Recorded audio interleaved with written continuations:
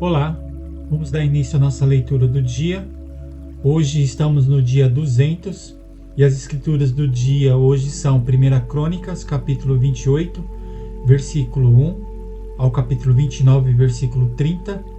Em seguida vamos ler Romanos, capítulo 5, versículo 6 ao versículo 21. Em seguida vamos ler Salmos, capítulo 15, versículo 1 ao 5. E por último vamos ler Provérbios, capítulo 19, versículo 18 e 19. Vamos dar início à nossa leitura lendo 1 Crônicas, capítulo 28, do versículo 1 ao capítulo 29, versículo 30. Davi apresenta Salomão como seu sucessor. Davi convocou para Jerusalém todos os chefes de Israel, os chefes das tribos, os capitães dos turnos que serviam o rei, os capitães de 1000 e os de 100, os administradores de todos os bens e rebanhos do rei e de seus filhos, bem como os oficiais, os poderosos e todos os guerreiros valentes. O rei Davi se pôs em pé e disse: Meus irmãos e meu povo, escutem. Eu tive a intenção de edificar um templo onde pudesse repousar a arca da aliança do Senhor, e para que fosse o estrado dos pés do nosso Deus. Eu havia feito preparativos para esta construção. Porém Deus me disse: Você não edificará um templo ao meu nome, porque é homem de guerra e derramou muito sangue. O Senhor Deus de Israel me escolheu de toda a casa de meu pai, para que eu fosse rei sobre Israel para sempre, porque ele escolheu Judá por príncipe, e da casa de Judá escolheu a casa de meu pai. E entre os filhos de meu pai se agradou de mim, para me fazer rei sobre todo o Israel. E de todos os meus filhos, porque muitos filhos me deu o Senhor, ele escolheu Salomão para se assentar no trono do reino do Senhor sobre Israel. E me disse: O seu filho Salomão é quem edificará o meu templo e os meus átrios, porque eu escolhi para o filho e eu lhe serei por pai.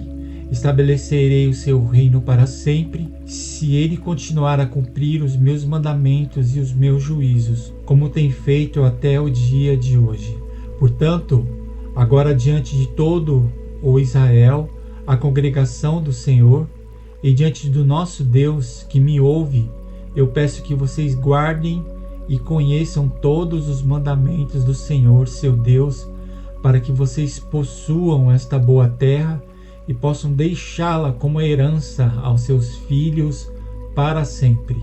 Quanto a você, meu filho Salomão, conheça o Deus de seu pai e sirva-o de coração íntegro e espírito voluntário, porque o Senhor esquadrinha todos os corações e penetra todos os desígnios do pensamento. Se você o buscar, ele se deixará achar por você, mas se você o abandonar, ele o rejeitará para sempre. Agora tenha cuidado, porque o Senhor o escolheu para edificar uma casa que sirva de santuário. Seja forte e mãos à obra. Davi dá a Salomão a planta do templo.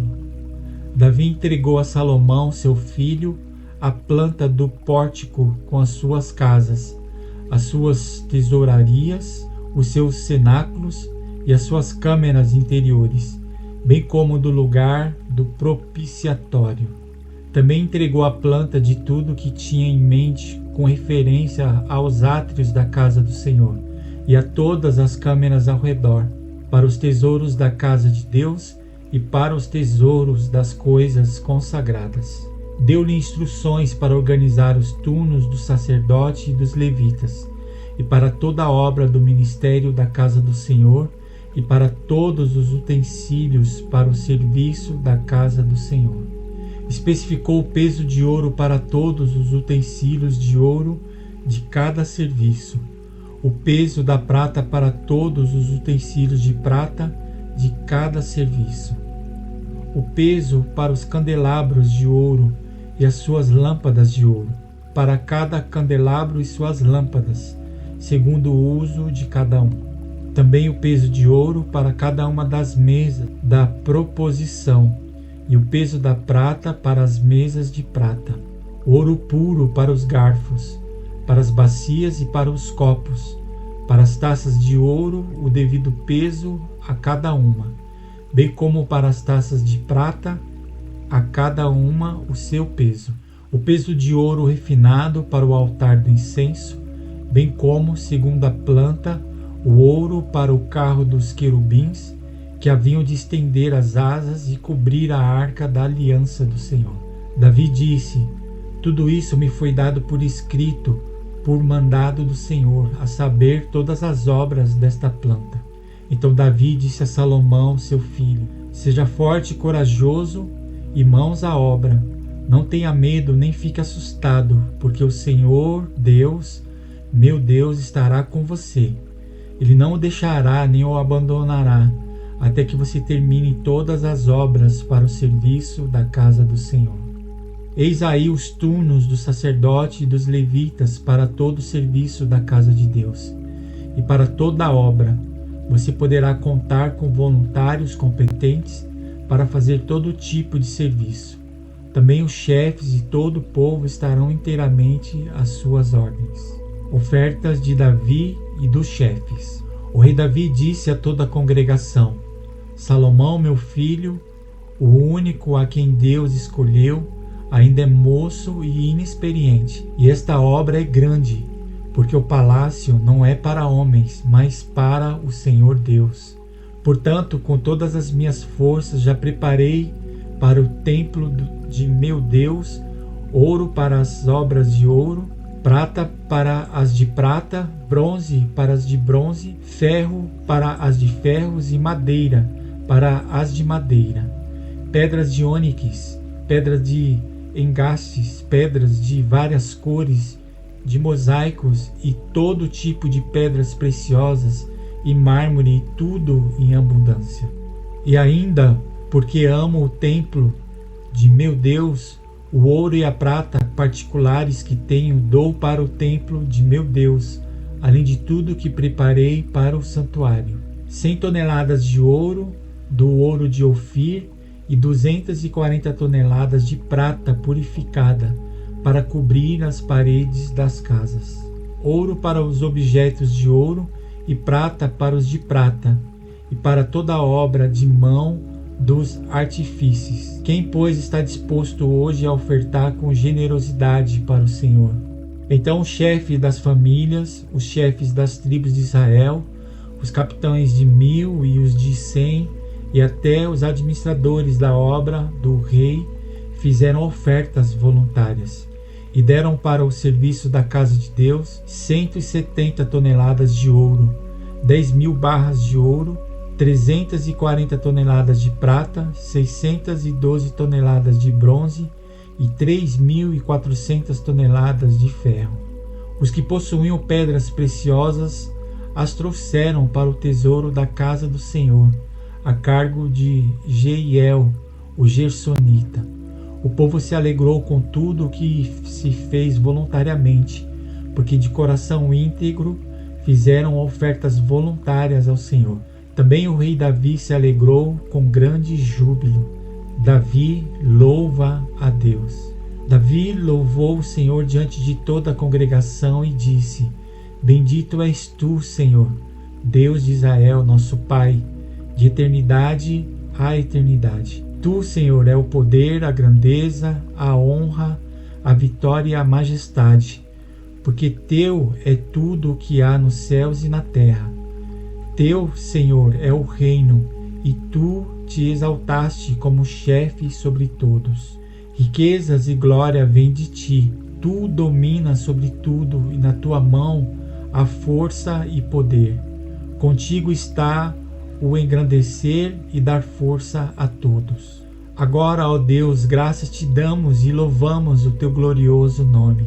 Porque quem sou eu e quem é o meu povo para que pudéssemos dar voluntariamente essas coisas? Porque tudo vem de ti e nós só damos o que vem das tuas mãos.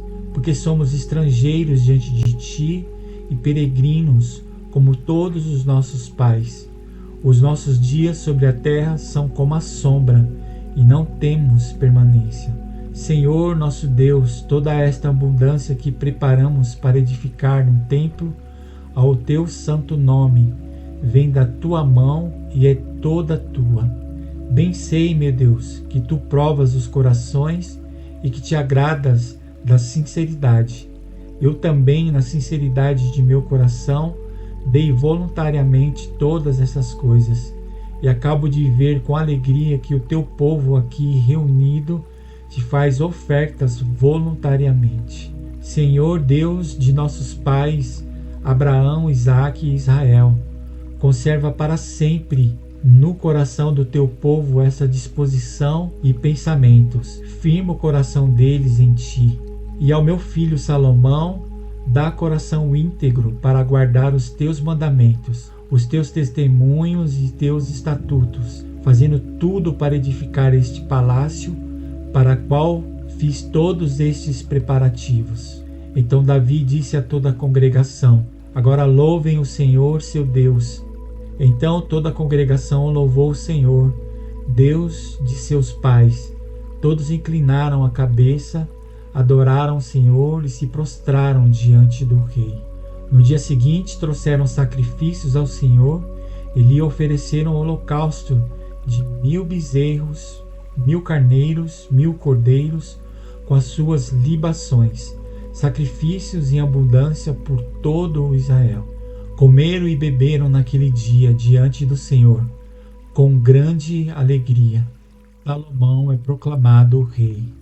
Pela segunda vez fizeram o rei a Salomão, filho de Davi, e ungiram ao Senhor por príncipe e a Zadok por sacerdote. Salomão assentou-se no trono do Senhor como rei em lugar de Davi, seu pai.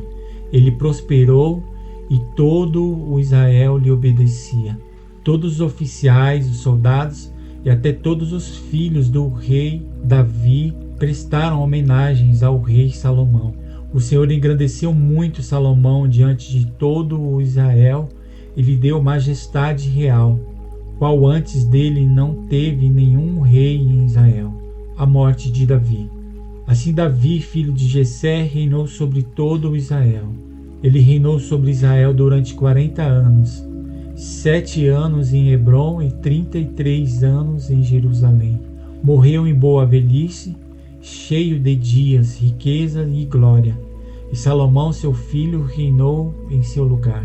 Os atos do rei Davi, tanto os primeiros como os últimos, estão escritos nas crônicas de Samuel, o vidente, nas crônicas de Natã, o profeta, e nas crônicas de Gade, o vidente.